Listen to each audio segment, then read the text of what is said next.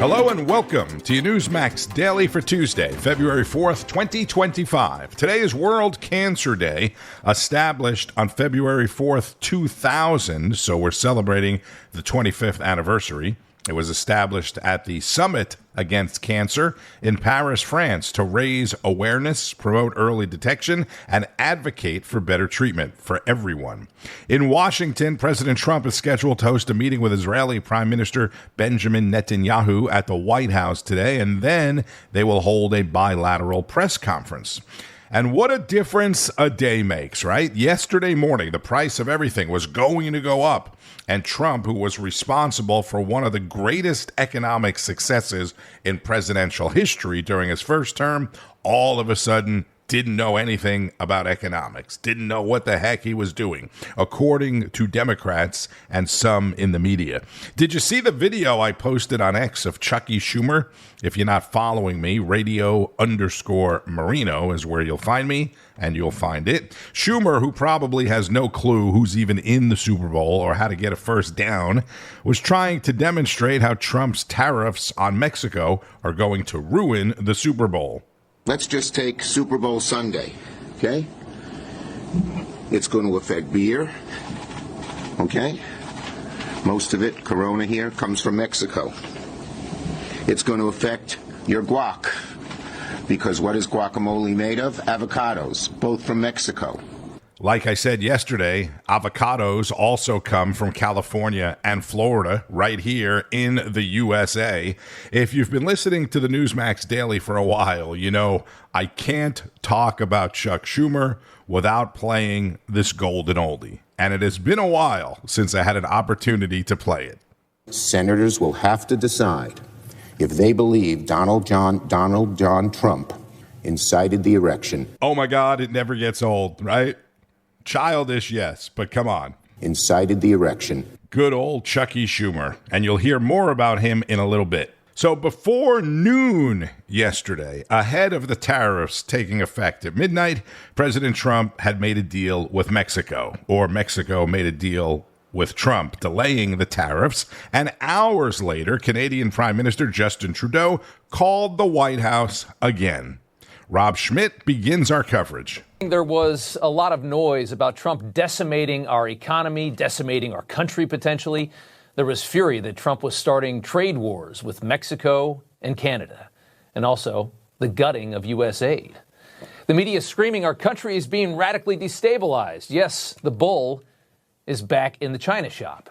You were told a trade war was beginning. Mexico and Canada announcing retaliatory tariffs on the United States after Trump imposed 25% on each country to force each country to help us keep drugs and illegals out of our own. The Wall Street Journal exclaimed, "The dumbest trade war fallout begins," by the editorial board, which means Murdoch knew about it. Dow futures tanked, and the Dow fell more than 500 points this morning. We expected tonight to be talking about the pain that comes with fixing a really broken system. That's what I kind of had in my head this morning as I started the day. But that short-term pain didn't even last a full day. As we moved into the afternoon, the Dow was recovering quite nicely after Mexico's president folded and agreed to send about 10,000 troops to help fully secure our border from her own side. It was a full and immediate capitulation. The president was clearly satisfied. With Mexico, we had a great talk with Mexico, and we had President Sheinbaum is a woman. I like her very much. We've had good relationships, but we have to stop fentanyl from coming in, whether I like somebody or not. And they've agreed to put in 10,000 soldiers permanently, like forever, 10,000 soldiers at their side of the border and stop fentanyl and illegal aliens from coming into our country. Look at what happened with that. Everybody said that with Colombia it was going to be a disaster. In one hour, everything was settled. You know why? Tariffs. So you notice how he speaks nicely about Sheinbaum, the president of Mexico. That means there was a full capitulation, right? And just like Colombia, he said. And only a couple hours after Trump said that, we saw Justin Trudeau fold as well, announcing a huge plan to secure our northern border on their end. We're now seeing a pattern here, right? Trump makes a move. Everybody calls him insane, calls him unstable. And then it works. And then we just move on to the next one where they call him insane again. You start to wonder when the experts out there, and there's so many experts and all they do is talk and write all day long about this man, when are the experts going to admit that they just don't really understand how the world works? All these foreign leaders talk a really big game, but they don't carry a big stick. With Trump just 13 days in, Republicans have 2 full years to fix a totally busted system. And it has started rapidly. 2 years to do the politically dangerous work that nobody else in Washington has ever been willing to do. Remember, it's far easier to ignore all of these things he's trying to fix. All of this is very easily ignored, and elections can be won. Presidents have been doing it for a long time. You can ignore all of this and continue to let our country be manipulated and abused and bleeding out cash. It's actually easy to ignore, and it's easier than anything. It's also more politically advantageous. You'll be beloved by the government itself, by the media, by the lobbyists, by basically everybody in Washington, D.C., if you don't do these things. Trump wanted United States fair trade and security. He was lambasted for this. If you want to know why our problems are perpetually ignored, if you want to know why we are $35 trillion in debt and it's only getting worse, this is why. Take a listen to how they sound. On these tariffs, listen, you don't have to be smart in economics to know. This pushes the EU. 25% tariffs. This pushes the EU. This pushes Canada. This pushes Mexico into the arms of China. Say goodbye to your avocado toast and your tequila. We are going to see real pain. And again, it's not actually going to address the fentanyl crisis. These are our friends, and we are treating them like trash. We are bullying them. Now he's going to tax our tequila and avocados? Yeah. Nice little montage of some of the stupidest people on TV. Furious and terrified, vilifying, fear-mongering. This is why the broken machine never gets fixed, because it doesn't want to be fixed. They simply don't understand the plan, the master plan, or they don't want to understand, because the president explained the threat of tariffs very clearly on Sunday when he returned to the White House. That have to balance out their trade, number one. That we've got to stop people from pouring into our country, and we've stopped it. They haven't stopped it. We've stopped it. They have to stop people from pouring in, and we have to stop fentanyl, and that includes China. Fentanyl has killed this year at least 200,000 people. It's pouring in from China through Mexico and Canada, and they've got to stop it. And if they don't stop it, the tariffs are going to get worse, a lot worse. He wants to solve a trade imbalance and stop tens of thousands of Americans from being poisoned to death. Ooh, what a terrible person. Nobody in the media has accused him of lying about either of these major problems either, which means that the president is being lambasted by people who don't care about American lives and don't care about American jobs or anything else. People like Chuck Schumer. In a trade war with Mexico and Canada. For the American people, it'll now be a war between prices and their paychecks. Senator Schumer again. A war between prices and your paycheck. Are you kidding me, Chuck? Again, how stupid do they think people are? And where has he been for the past 4 years? For any Democrat to talk about raising prices after the Biden administration, it's just ludicrous. They also have their panties all in a wad over Elon Musk, right? Oh, he's not a government employee. He has access to this and that. No, he's running the White House. He's not a government employee because he is working for free. Trump, the president, created the Department of Government Efficiency. It's like any one of the hundreds of other departments that the government has, like the Department of DEI, but it doesn't count because Trump created it. If Elon were getting paid, then technically, I guess he would be a government employee, and that would contradict the whole cutting of government spending thing.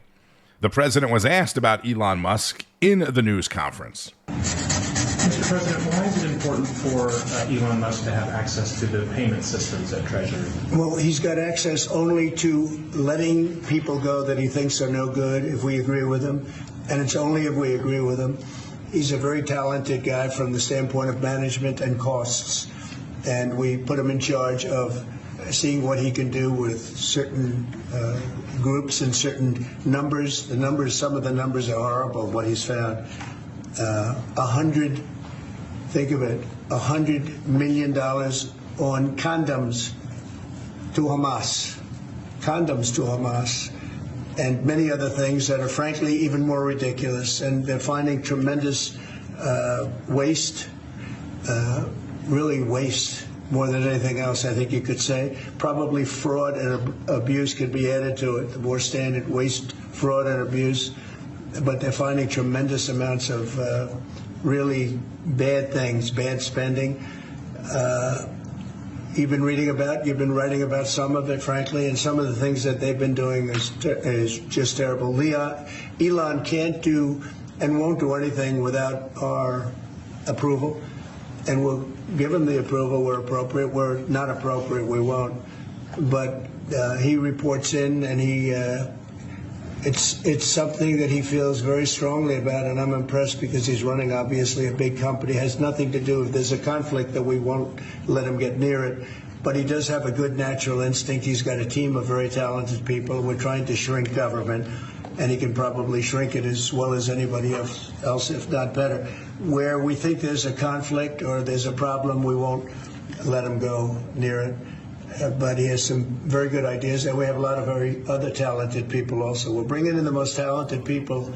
President Trump speaking in the Oval Office yesterday. Last week, Press Secretary Caroline Leavitt said it was $50 million for condoms. Now the president says $100 million. So $50 million is a big difference. Is it $50 million or $100 million? But either way, if that's factual, either way, it's beyond ridiculous. $1 million would be ridiculous. Trump also signed another executive order yesterday, this one to create and fund a sovereign wealth fund that could help the government generate more revenue through investments, and suggested that the fund could be used to purchase TikTok. So we'll be keeping an eye on that. Trump is still hitting Chinese imports, right? We talked about Canada and Mexico, but Trump is still hitting Chinese imports with an extra 10% tariff, at least for now. And now China says it will impose its own tariffs of 15% on U.S. coal and liquefied natural gas. This is Carl Higbie's reaction to all the tariff drama. And we are so back. We are done being the economic suckers of the world, the ATM for every other country. All Trump wanted from our north and south neighbors, this round at least, was to help stop the flow of fentanyl. 25% on Mexico, 25% on Canada, and 10% on China. After all, that's where most of the fentanyl is originating from. And anyone calling this a trade war, just relax a little bit. This is going to be wrapped up. Actually, it seems like it's wrapped up now, actually, but we'll see by the end of the week. Look, Mexico, they already bent the knee earlier today and committed 10,000 of their troops to go to our border. Oh, imagine that. And this was super reasonable request because Trump said that Mexico's government is reportedly influenced by the cartel. But because, according to this headline, even the Mexican government was concerned about the cartel's influence. Experts and residents agree that huge, wide swaths of Mexico are under de facto control of the drug cartels. That's not me saying that. That's an AP. The current Mexican president got all angry and huffy puppies. Oh, this isn't. But like when Biden was in charge, the cartels were the problem. But now Trump comes in and you say you got everything under control. Doesn't look like it, but okay, we'll see. But Canada, they may have just gotten this message like 4 seconds before we went on air. It was being reported that, they were going to pause the tariffs for up to 30 days. Canada is appointing a fentanyl czar. They're reinforcing the border with new choppers, technology, and personnel. They're sending nearly 10,000 personnel to their border, lists cartels as terrorists, and it's launching a Canada and U.S. joint strike force to combat organized crime, fentanyl, and money laundering. Huh. Imagine that. And that's only costing them $1.3 billion. Like, was that so hard, guys? I'm not surprised, though. But because before this broke, like I said, right before the show, their economy was about to plunge into darkness.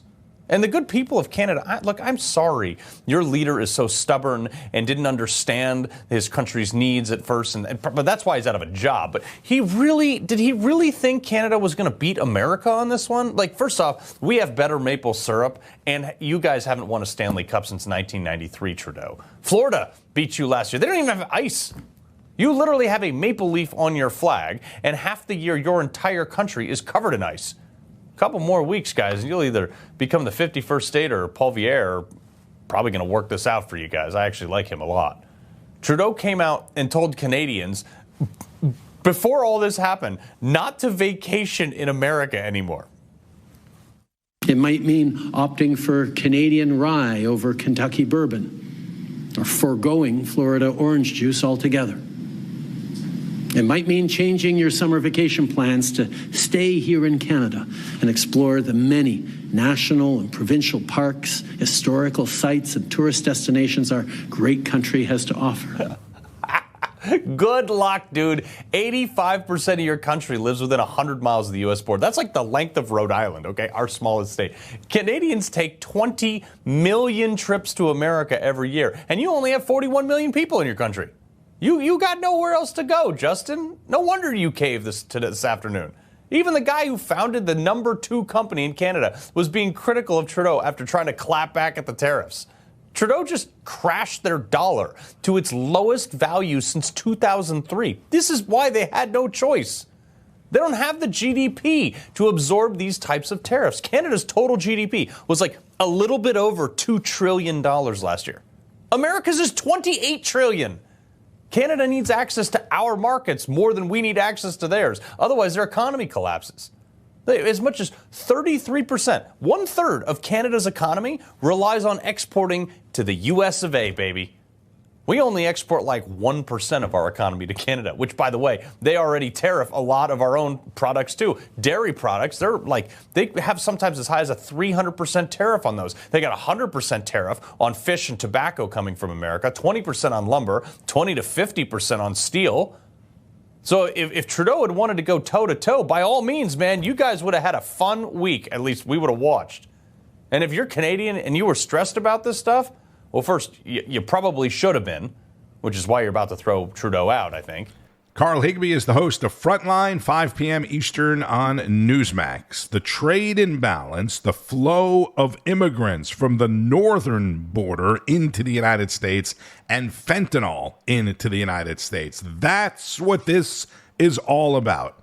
And coincidentally, there were a bunch of Canadians at the White House yesterday meeting with Trump after that news conference. The NHL Stanley Cup champion Florida Panthers visited the White House yesterday, and guess what? None of the Canadian players on the team skipped the visit. The Panthers have become a finely tuned machine with a rock-solid defensive and offensive your offense is great, your defense is great, the whole thing, it's very tough to beat. This is American superstar Matthew Tkachuk, who grew up in Arizona. Thank you. Well, thank you, Mr. President, for having us today. We greatly appreciate it, and being one of the few Americans who loves this country so much. This is such an incredible day for myself, and you wake up every day and really grateful to be an American, so thank you. His brother Brady also plays in the NHL, again, born and raised in Arizona. Sunrise, Florida, where the Panthers play, about an hour and a half maybe from Mar-a-Lago.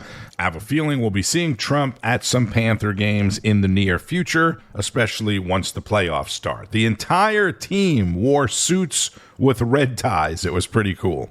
You've seen new DHS Secretary Kristi Noem on the streets every day working with agents or on horseback like yesterday.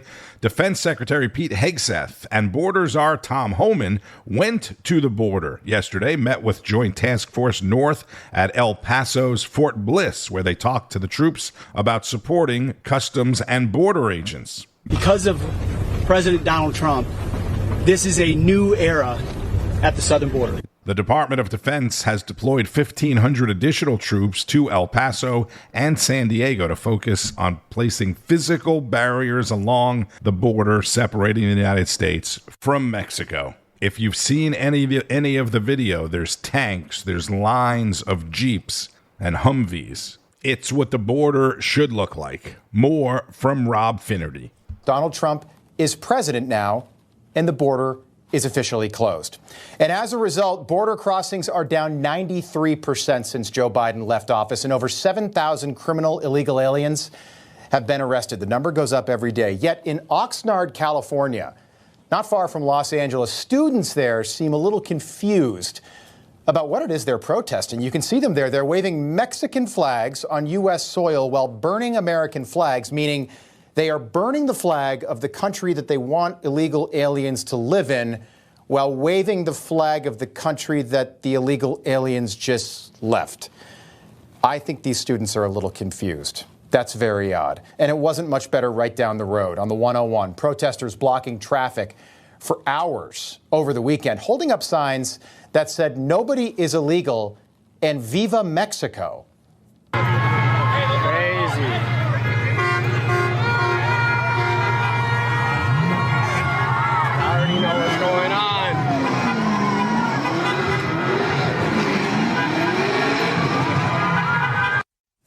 All right, so a couple things here.